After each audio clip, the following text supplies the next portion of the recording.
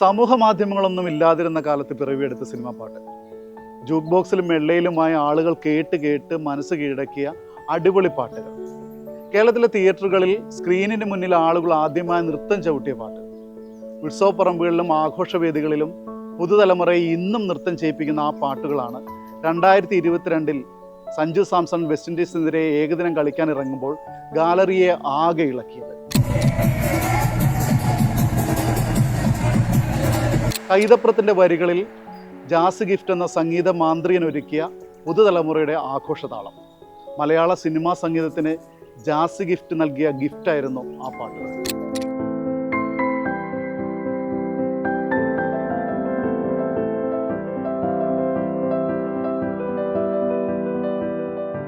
ഒരുപറ്റം ചെറുപ്പക്കാർ സമൂഹത്തിലെ അനീതിക്കെതിരെ പോരാടുന്ന ചിത്രം. അതായിരുന്നു ജയരാജ് സംവിധാനം ചെയ്ത ഫോർ ദ പീപ്പിൾ. ചിത്രത്തിലെ പാട്ടുകളും പുതിയ തലമുറയോട് ചേർന്ന് നിൽക്കുന്നതാകണമെന്ന ചിന്തയാണ് ജയരാജിനെ പുതിയൊരു സംഗീത സംവിധായകനെ പരീക്ഷിക്കാൻ പ്രേരിപ്പിച്ചത്. അങ്ങനെയാണ് ജയരാജ് ജാസ് ഗിഫ്റ്റിലേക്ക് എത്തുന്നത്. അനിയൻ മഹേഷ് രാജാണ് ജാസ് ഗിഫ്റ്റിനെ ജയരാജിന് പരിചയപ്പെടുത്തി കൊടുക്കുന്നത്. തിരുവനന്തപുരത്തെ ഹോട്ടലുകളിൽ വൈകിട്ട് പാട്ട് പാടുന്നൊരു യുവാവ്. നന്നായി പാടും. ആ പാട്ട് കേൾക്കാൻ വേണ്ടി മാത്രം ആളുകൾ ഹോട്ടലുകളിൽ ഭക്ഷണം കഴിക്കാൻ എത്താറുണ്ട്. സംഗീതത്തിൽ അസാമാന്യ ടാലൻ്റ് ഉണ്ട്. ഇങ്ങനെയാണ് ജാസ് ഗിഫ്റ്റിനെ മഹേഷ് ജയരാജിന് പരിചയപ്പെടുത്തി കൊടുക്കുന്നത്. മഹേഷിൽ നിന്നും ജാസിയെക്കുറിച്ച് അറിഞ്ഞ ജയരാജ് തൻ്റെ പുതിയ ചിത്രമായ ഭീവൽസയിൽ ആ സംഗീതം ഒന്ന് പരീക്ഷിക്കാൻ തീരുമാനിച്ചു. അങ്ങനെ ചിത്രത്തിനായി ജാസി ഒരു പാട്ടും BGM ചെയ്തു. ആ പാട്ടിൻ്റെ ഇടയ്ക്ക് ചില റെഗ്ഗെ റാപ്പ് സംഗതികൾ ജയരാജിൻ്റെ ശ്രദ്ധയിൽപ്പെട്ടു. അപ്പോൾ ജയരാജ് ചോദിച്ചു, ആരാണത്? അപ്പോൾ ജാസി പറഞ്ഞ മറുപടി ഇങ്ങനെയായിരുന്നു, ഞാൻ ചെയ്തതാണ്, വേണമെങ്കിൽ മാറ്റാം. അപ്പോൾ ജയരാജ് പറഞ്ഞു, അയ്യോ ഇത് മാറ്റണ്ട, അത് കേൾക്കാൻ രസമുണ്ട്, അത് 1-2 തവണ റിപ്പീറ്റ് ചെയ്താൽ നന്നായിരിക്കും.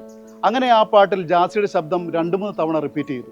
അതോടെ ആ പാട്ടും ആ ജാസിയുടെ ശബ്ദവുമൊക്കെ ഏറെ ശ്രദ്ധിക്കപ്പെട്ടു.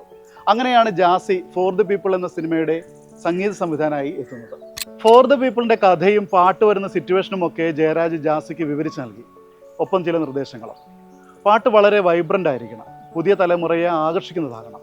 റെഗ്ഗെ റാപ്പോ എന്ത് വേണമെങ്കിലും ഉപയോഗിക്കാം, അതിനുള്ള സ്വാതന്ത്ര്യം ജാസിക്കുണ്ട്. പക്ഷേ ചിത്രത്തിലെ പാട്ടുകൾ പുതിയൊരു സംഗീത അനുഭവമായിരിക്കണം. അതനുസരിച്ച് ജാസി ഈണങ്ങൾ ഒരുക്കി തുടങ്ങി. 1 മാസത്തിന് ശേഷം ജാസി ഗിഫ്റ്റ് ജയരാജിനെ വിളിക്കുന്നു. സാർ, ഈണങ്ങളൊക്കെ റെഡി ആയിട്ടുണ്ട്, സാറൊന്ന് കേട്ടു നോക്കണം. അങ്ങനെ ജയരാജ് ജാസിയെ കാണാൻ ചെല്ലുന്നു. ജാസിയുടെ വോക്ക്മാനിൻ്റെ ഹെഡ്സെറ്റ് വെച്ച് ഈണങ്ങൾ അത്രയും ജയരാജ് കേട്ടു.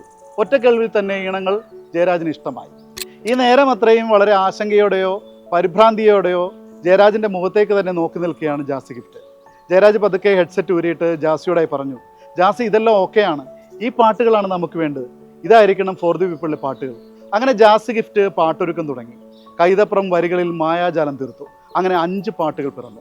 ലജ്ജാവതി നിന്റെ കള്ളക്കട കണ്ണിൽ, അന്നക്കിളി നീയനിലെ, ലോകാസമസ്ത സുഖിന ഭവന്തു, നിന്റെ മിഴിമന കൊണ്ടിൻ്റെ നെഞ്ചിലൊരു ബെല്ലെ ബെല്ലെ, ഫോർ ദ പീപ്പിൾ എന്നിങ്ങനെ 5 പാട്ടുകളാണ് ജാസിയും കൈതപ്രവും ചേർന്ന് ഒരുക്കിയത്.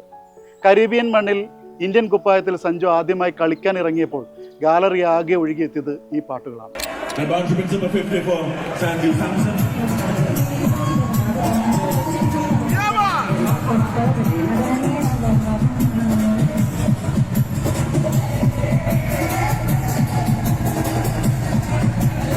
5ാം നമ്പറിൽ ബാറ്റ് ചെയ്യാനായി സഞ്ജു ക്രീസിലേക്ക് ഇറങ്ങുന്ന സമയം.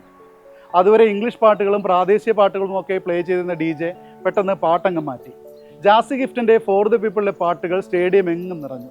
വെസ്റ്റ് ഇൻഡീസിലെ മലയാളി സുഹൃത്തുക്കൾ സഞ്ജുവിന് നൽകിയ സർപ്രൈസ് ഗിഫ്റ്റായിരുന്നു അത്. Like I still remember walking to bat, like I was playing a one-day game and I was like batting at number 5 and I was walking into the ground. So you are in a different zone. So suddenly DJ was playing a lot of their local songs, English, ye wo sab. But तब से the गाना changed and Malayalam गाना शुरू हो गया stadium में. भाई सच्ची में हाँ वेस्ट इंडीज में भाई. तो लाइक हमारे गांव के एकदम फेमस सिंगर है जासी गिफ्ट बोल के, एक बहुत स्टार सिंगर है, उनके गाने शुरू हो गए West Indies, Trinidad and Tobago में. कहता भाई ये क्या.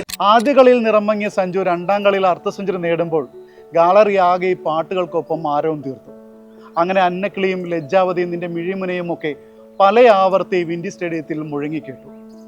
എതിർ സാഹചര്യങ്ങളോടും പരിഹാസങ്ങളോടും പ്രതിഭ കൊണ്ട് പടവെട്ടിയ 2 പേരെ കാലം ചേർത്ത് വെക്കുന്നത് പോലെയായിരുന്നു അത്.